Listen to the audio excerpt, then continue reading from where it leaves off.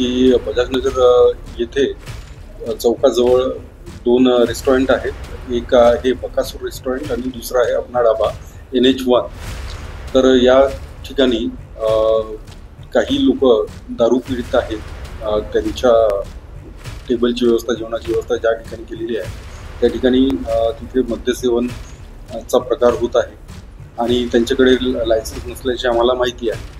त्यांच्याकडे कुठलाही FL3चा परवाना नाही आहे आणि परमिट रूमचा पण परवाना नाही आहे।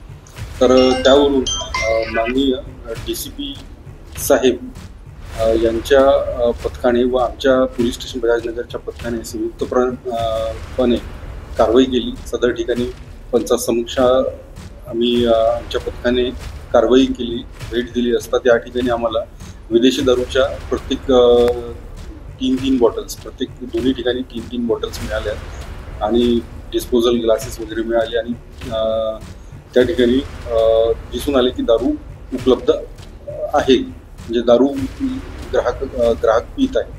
तर त्यावरून आम्ही मदागा कलम 68 प्रमाणे कारवाई केली आणि काल आम्ही माननीय DCP sir zone 1 Shri Reddy sir यांना सदर आस्थापना यांच्यावर आम्ही पूर्वीसुद्धा बऱ्याचदा कारवाई केलेली आहे, परंतु ते पोलीस कारवाईला जुमानत नाही आहेत आणि भविष्यामध्ये दारू पिलेले लोक जर त्या रेस्टॉरंटमध्ये दारू लोक पीत आहेत तर त्यांचा इतर ग्राहकांसोबत वाद होऊन दंगा निर्माण होण्याची शक्यता दिसून येत होती आम्हाला।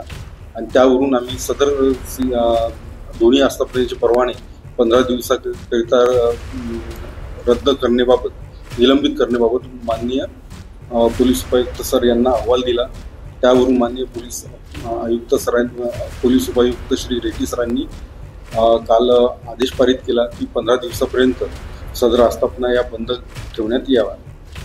सर, यामध्ये मालकांवर काही कारवाई करण्यात आली आहे का? त्यांच्यावर काही गुन्हे दाखल करण्यात आले आहे का? हो, निश्चितच यामध्ये अपना ढाब्याचे मालक आहेत श्री मंगेश काशीकर, त्यांच्यावर गुन्हा दाखल झाला आहे। इतर जे बकासूर आहेत त्यांच्या पण ओनरवर आम्ही त्यांचा पण समावेश आहेच आणि यामध्ये आम्ही पुढे भविष्यामध्ये बजाजनगरच्या हद्दीमध्ये कुठल्याही रेस्टॉरंटमध्ये ज्याला FL3चा परवाना नाही आहे अशा ठिकाणी मद्य सेवन कोणीही करणार नाही याची खात्री बाळगतो।